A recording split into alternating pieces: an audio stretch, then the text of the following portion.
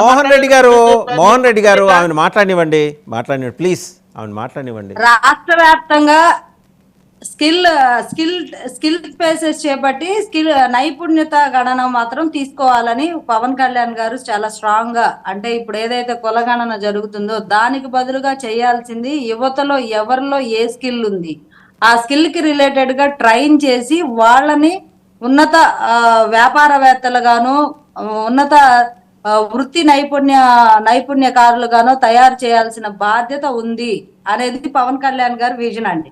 రాష్ట్ర వ్యాప్తంగా యువతలో కొంతమంది స్పోర్ట్స్ బాగా ఆడతారు, కొంతమంది బిజినెస్ క్వాలిటీస్ ఉంటాయి, కొంతమందికి మంచి రచన నైపుణ్యం ఉంటది, కొంతమందికి అంటే రకరకాలుగా స్కిల్స్ ఉంటాయి. వాటిని ఐడెంటిఫై చేసి వాటిని ఫర్దర్ గా ట్రైన్ చేసి వాళ్ళు ఒక నెక్స్ట్ లెవెల్కి వెళ్ళేదాకా గవర్నమెంట్ సహాయం చేయాలి అనేది పవన్ కళ్యాణ్ గారి ఫస్ట్ విజన్ అండి. అది అంటే యువతలో ఎక్కడైతే నిగూఢంగా దాగున్న నైపుణ్యతని వెలికి తీయడం, వాళ్ళని దానిలో ట్రైన్ చేసి పంపించడం, అది మంచి విషయమే కదండి, అది డెవలప్మెంటే కదండి. ఇప్పుడు మంచి క్రీడాకారుడు ఉంటాడు, నేషనల్ లెవెల్లో ఇంటర్నేషనల్ లెవెల్లో ఆడే వాళ్ళు ఉంటారు, అలాంటి వాళ్ళని తీసుకొచ్చి ట్రైన్ చేసి వాళ్ళని నేషనల్స్ కి ఇంటర్నేషనల్స్ కి పంపిస్తే కాంపిటీషన్స్ కి మరి దేశానికి కూడా పేరు తీసుకొస్తారుగా, వాళ్ళు ఉన్నతంగా ఎదుగుతారు కదా. వాళ్ళు ఇప్పుడు ఒక స్పోర్ట్స్ మ్యాన్ కనుక మంచి బ్రాండ్ తెచ్చుకున్నాడంటే వాళ్ళకి ఎన్ని వ్యాపార కంపెనీలు బ్రాండింగ్ కోసం వస్తాయి, వాళ్ళకి ఎంత డబ్బు వస్తుంది, వాళ్ళు ఎంత అభివృద్ధి చెందుతారు.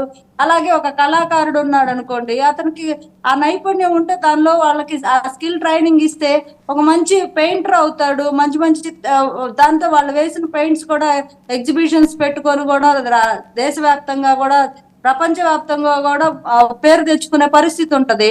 అట్లా రకరకాల స్కిల్స్ ఉన్న వాళ్ళని డెవలప్ చేయాలి అంటున్నారు. ఇక్కడ ఏదో ఊరికే బట్టి విధానంలో మేము విద్యలో విద్చేసిన విద్యా వ్యవస్థలో సమూలంగా మార్పులు చేశామన్నారు కానీ సరైన ప్లాట్ఫామ్స్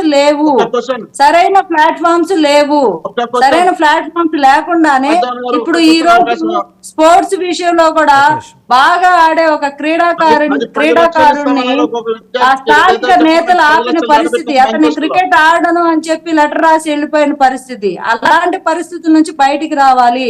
ఎవరికైతే నైపుణ్యత ఉందో వాళ్ళకి సరైన ప్లాట్ఫామ్స్ మనం ప్రభుత్వం తరపు నుంచి అందించాలి. అలాగే ప్రతి ఒక్కళ్ళకి 10 లక్షలు సబ్సిడీ ఇవ్వాలి. చిన్న తరహా మధ్య తరహా పరిశ్రమలు పెట్టుకోవడానికి, చిన్న వాళ్ళకి ఏదైనా చెయ్యాలి అనే ఆశ ఉన్న వాళ్ళకి, ఎప్పుడు జాబులు చేయాలనే కొంతమందికి ఉండకపోవచ్చు, కొంతమందికి బిజినెస్ చేయాలని కోరిక ఇంటెన్షన్స్ ఉండొచ్చు, వాళ్ళకి ఆర్థిక సహాయం లేక ఏదో ఉన్నదాంతో సర్దుకొని 5,000 వాలంటీర్కి పనిచేస్తా ఉండొచ్చు.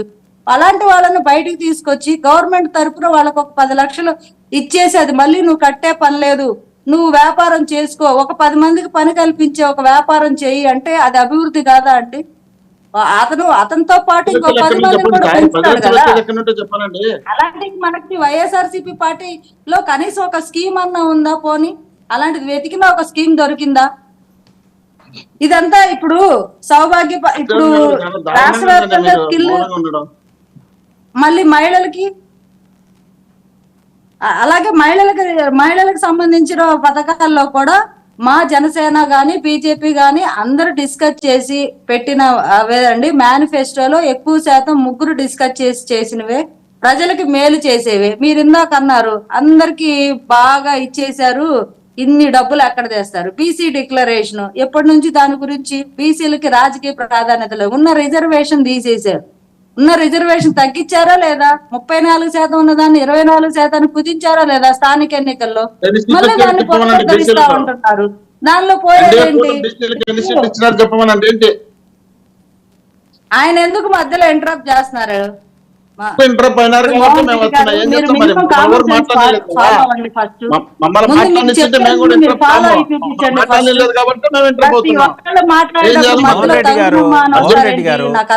రెడ్డి గారు